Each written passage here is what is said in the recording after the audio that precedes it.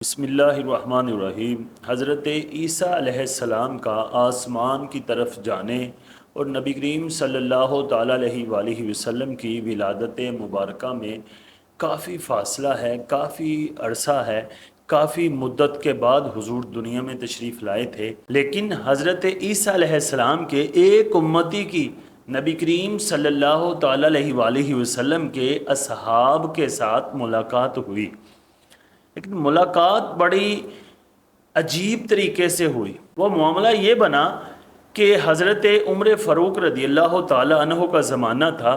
حضرت عمر نے حضرت سعد بن ابی وقاص کو امیر لشکر بنا کر جہاد کے لیے بھیجا، جنگ قادسیہ کے لیے۔ قادسیہ فتح ہوا تو حضرت سعد بن ابی وقاص رضی اللہ تعالی عنہ قادسیہ کے اندر تھے، تو حضرت عمر کے حکم سے انہوں نے حضرت نضلہ کو حلوان کے علاقے میں جہاد کے لیے بھیجا۔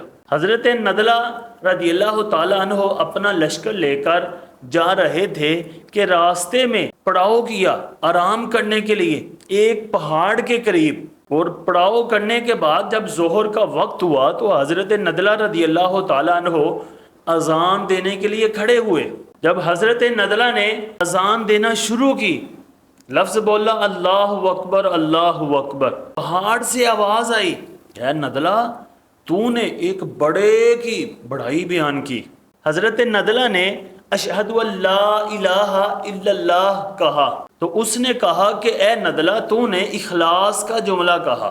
پھر جب حضرت نضلہ نے اشہد ان محمد رسول اللہ کہا تو پہاڑ سے آواز آئی کہ یہ وہی ہستی ہیں جن کی خبر حضرت عیسیٰ علیہ السلام نے دی، اور ان کی امت قیامت تک رہے گی۔ پھر جب حضرت نضلہ نے کہا حی علی الصلاۃ تو آواز آئی اس کی طرف جانے والے کے لیے خوشخبری ہے، کامیابی ہے، خوش قسمت ہے وہ شخص جو نماز ادا کرے گا۔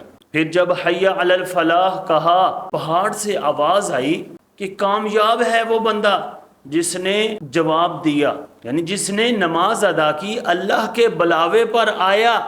پھر جب انہوں نے اللہ اکبر کہا تو پھر انہوں نے کہا کہ تو نے ایک بڑے کی بڑائی بیان کی۔ اب یہ آواز تو آئی۔ حضرت نضلہ رضی اللہ تعالیٰ عنہ جب اذان سے فارغ ہوئے تو انہوں نے پہاڑ کی طرف آواز دے کر کہا کہ ہم نے تیری آواز سنی، اے غائب شخص جو نظر نہیں آ رہا، تیری آواز تو سنی لیکن تیری صورت نہیں دیکھی، ہم چاہتے ہیں کہ تم ہمیں اپنی صورت بھی دکھاؤ۔ کہتے ہیں کہ پہاڑ کے اندر سوراخ ہوا، تو اس پہاڑ کے سوراخ سے ایک بڑے سر والا شخص نکلا، اس کے سر پر اور اس کے تمام بال سفید تھے۔ اس نے کہا کہ میں حضرت عیسیٰ علیہ السلام کا وصی ہوں، یعنی حضرت عیسیٰ علیہ السلام نے مجھے وصیت کی ہے، اور میں اس وقت تک بیٹھوں گا جب تک حضرت عیسیٰ علیہ السلام دنیا میں تشریف نہیں لے آتے آسمان سے، اور حضرت عیسیٰ علیہ السلام آئیں گے اور خنزیر کو قتل کریں گے، عیسائیوں کی صلیب کو توڑیں گے، اور عیسائیوں کے ان تہمتوں سے بری ہوں گے جو عیسائی حضرت عیسیٰ علیہ السلام پر لگاتے ہیں۔ پھر وہ شخص اس سوراخ کے اندر گیا، اس غار کے اندر گیا، اور پھر حضرت نضلہ نے حضرت سعد کو پیغام دیا کہ محترم ہمارے ساتھ یہ واقعہ پیش آیا۔ حضرت سعد بن ابی وقاص نے حضرت عمر فاروق رضی اللہ تعالیٰ عنہ کو خط لکھا، اور واپس حضرت عمر نے جو خط لکھا وہ بڑا خوبصورت تھا، اور کہا اے سعد تم مہاجرین اور انصار کی جماعت لے کر جانا۔ اس پہاڑ کے پاس نبی کریم صلی اللہ تعالیٰ علیہ وآلہ وسلم نے ہمیں خبر دی تھی کہ حضرت عیسیٰ علیہ السلام کا وصیت کیا ہوا شخص ایک پہاڑ کے اندر ہے، کہ نبی علیہ السلام علم غیب جانتے تھے، اور اس شخص نے جو پہاڑ سے نکلا تھا اس نے یہ بھی کہا تھا کہ میں نے نبی کریم صلی اللہ تعالیٰ علیہ وآلہ وسلم سے ملاقات نہیں کی، تم حضرت عمر کو میرا سلام دینا۔ اور حضرت عمر نے جب حضرت سعد کے پاس خط آیا تو حضرت سعد نے مہاجرین و انصار کی جماعت کو جمع کیا اور اس پہاڑ کے پاس آئے۔ پھر وہ مہاجرین اور انصار اور صحابہ اکرام بیٹھے رہے، پھر کسی کی آواز نہیں آئی۔ وہ تقریباً 40 دن اس کا انتظار کرتے رہے، اذان بھی دی، بلایا بھی، نہیں آیا۔ یعنی حضرت ندلہ کو اس نے بتا دیا کہ میں زندہ ہوں، کئی 100 سال سے یہاں بیٹھا ہوا ہوں۔